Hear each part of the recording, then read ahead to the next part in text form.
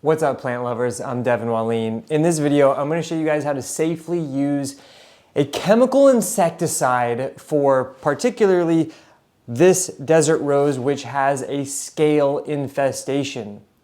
Now, I don't generally like to use chemical insecticides inside the home unless completely necessary. When it comes to sucking pests like aphids, spider mites, things like that, I will generally opt for a contact spray like an insecticidal soap, which is very safe to use indoors. But for other sucking pests like hard scale and mealy bugs, it can be really tricky to kill them without using what's called a systemic insecticide. In this case, I'm going to be using this called imidacloprid, which is an imidacloprid insecticide, which if you are looking for this, you can find a link to this as well as to our insecticidal soap down in the description below. Now, the problem with sucking pests is that when they attach themselves to the plant, they actually will suck out the life force of the plant, causing them to turn yellow like you can see right here. And they also leave this nasty, sticky, sooty mess called honeydew, which is actually their excrement. You can see on my plant how sticky it has become. And there you can see the scale as well. Now, of course, I could go and smash them one by one, but the scale, the problem with them is that if we were to try to use an on-contact spray like this insecticidal soap, this basically works by suffocating the pest. So when we're talking about spider mites and aphids, just by spraying it on there, you can easily suffocate those pests and they will die right on contact.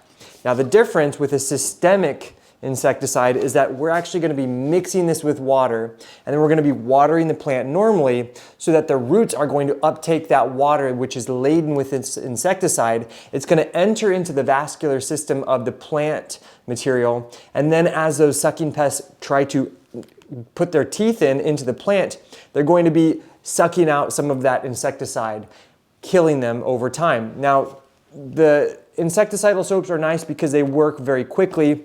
The systemics may take 2 or 3 applications to take on their full effect.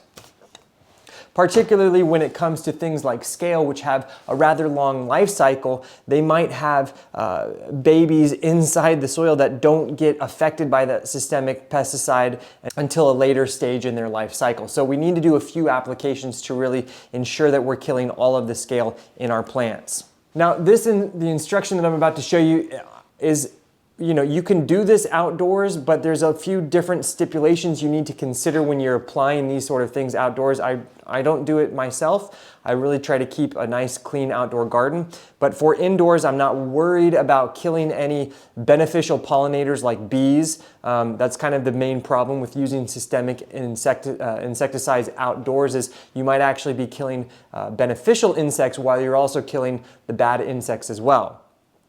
So the first thing that we need to notice is that it looks like a small container, but this is very, very, very concentrated.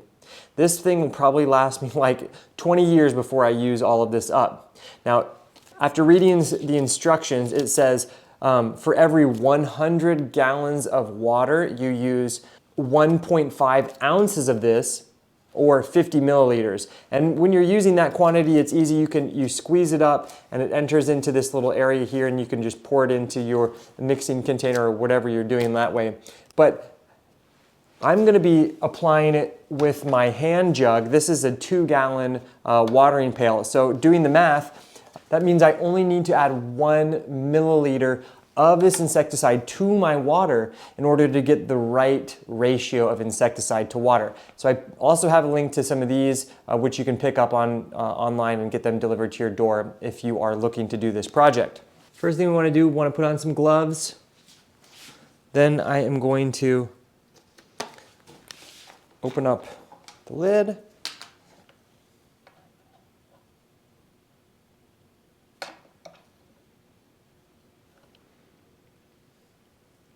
And here I have it full, almost to 1 milliliter.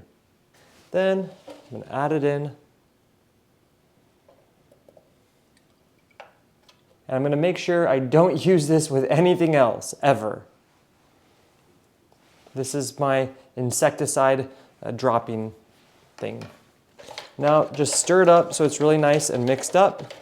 Now before I show you how to apply it, if you are going to be if you're not going to be utilizing all of this insecticide liquid right away, you really want to store it at like room temperature, like between like 60 Fahrenheit and 70 Fahrenheit, out of the sunlight. In a garage, in a cellar is going to be a good place to do it, but you do want to use this as quickly as possible. Idealistically, we don't really want to be storing it.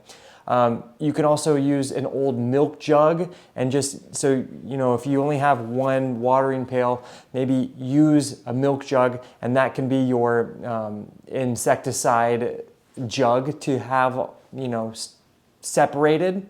And then once you have the mixture, it's super easy. You're just going to water your plants like normal.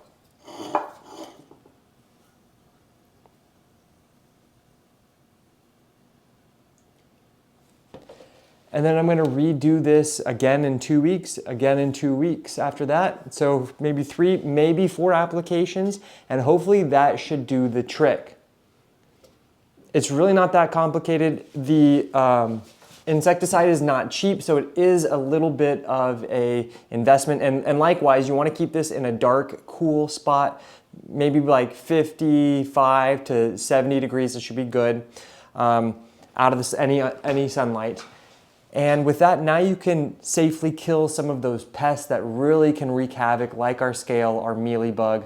And if you have a really bad infestation of aphids or spider mites, this will do the trick as well for all of our sucking pests.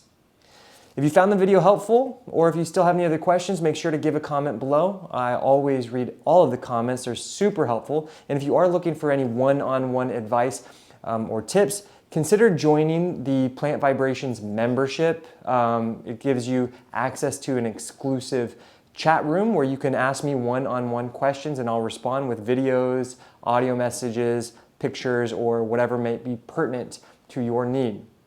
Anyways, thanks for joining me here on Plant Vibrations. I'll catch you guys later. Ciao.